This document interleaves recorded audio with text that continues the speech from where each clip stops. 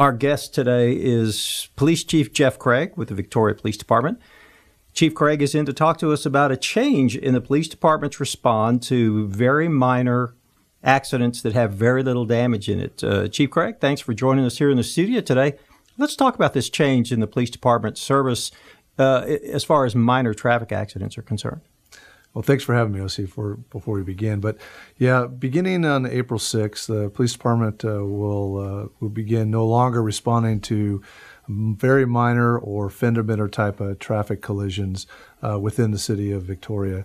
For quite some time now, I've been looking at ways in which to be more efficient and really looking at ways to make our officers more available, extend the resources that we currently have to be available, higher priority calls, be more visible in the community. And what we notice is that traffic collisions in and of themselves are a really huge manpower drain on our department. We responded to over 2,000 accidents, and 1,200 of those will be classified as very minor fender bender type accidents, which had no criminal nexus, but a civil nexus, being that they're just a civil between one person and another. So we looked at those, tried to identify those as a way in which to eliminate the possibility of having a uniformed patrol officer show up to those, because they could take anywhere between an hour, hour and a half to go out to the scene, investigate, file their police report, which really serves no police, law enforcement, criminal purpose. So by doing this, it's my hope and desire that the citizens will see their officers out more, and that they'll also be available for higher priority calls.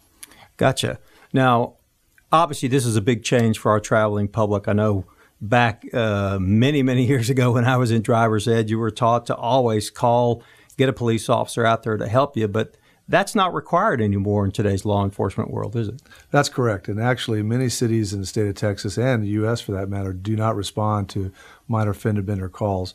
You're not required to leave your car in the middle of the street. I remember that when I was a kid too. Right. When you grow up, you were always taught, leave your car, phone the police. But really, you're not required to do that.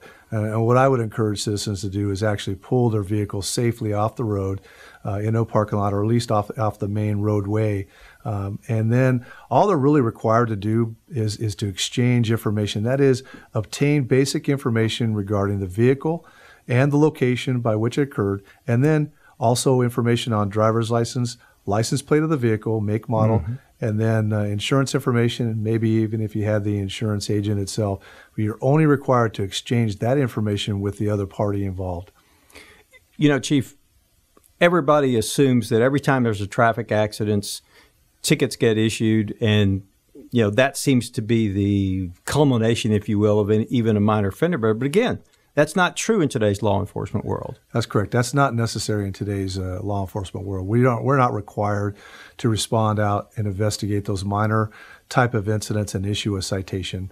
I will, and we will still continue to have officers respond to injury accidents, where that is complaint of pain or people that are actually injured in a motor vehicle accident, or if the vehicles can't be moved out of the roadway safely, if they present a hazard to the public, or if one or more of the drivers fails to have a driver's license or proof of insurance liability, we will still respond to those types of calls. Gotcha. So there's still going to be lots of calls. If I remember your numbers correctly, though, 1,200 of the 2,000 accidents reported were very minor in nature, required no real law enforcement enforcement, if you will. And that's what's going to be taken off basically the service chart for the police department. That's correct. Those required no criminal type of investigations. They were civil in nature. Civil in nature only.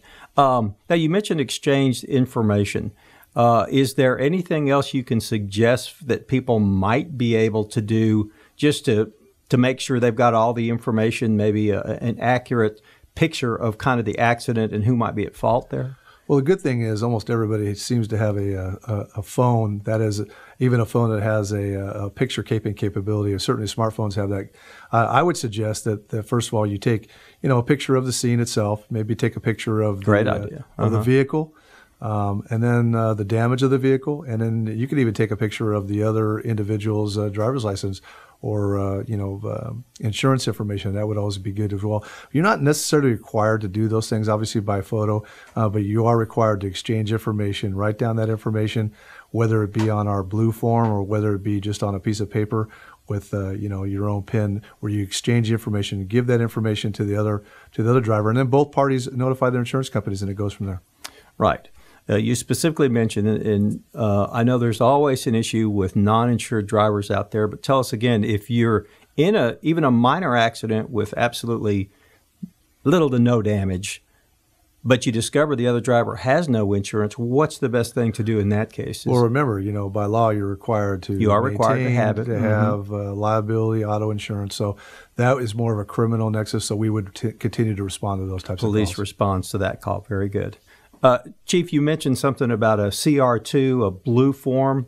Obviously, not everybody's going to have one of those if they're involved in a minor accident, but they do have the ability after the fact to possibly pick up that form or download it from the city website. Walk us through that process.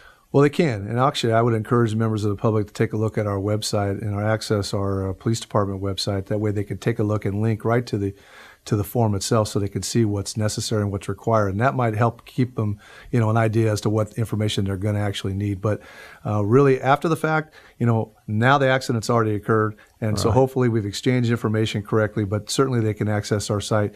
They could download the blue form and be able to actually fill it out, and then they would have that for their insurance information if they wanted to include that as along with the information, because they're not going to have probably the blue form out in the scene. So we'll give them both options. It could be just as simple as a piece of paper, write the information down, but if you want to download the blue form, that's perfectly acceptable. Your insurance companies would probably appreciate that.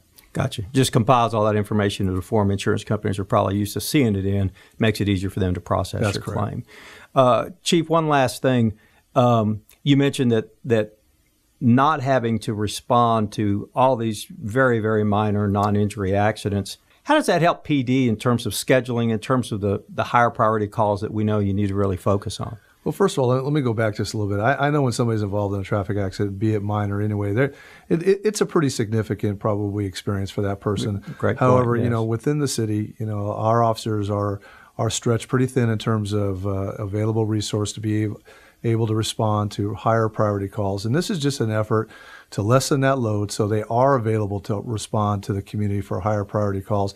I also get a lot of complaints from various neighborhoods, and what they're asking for is, hey, they would like to see our officers, conduct a little bit more traffic enforcement at this particular intersection or that particular intersection.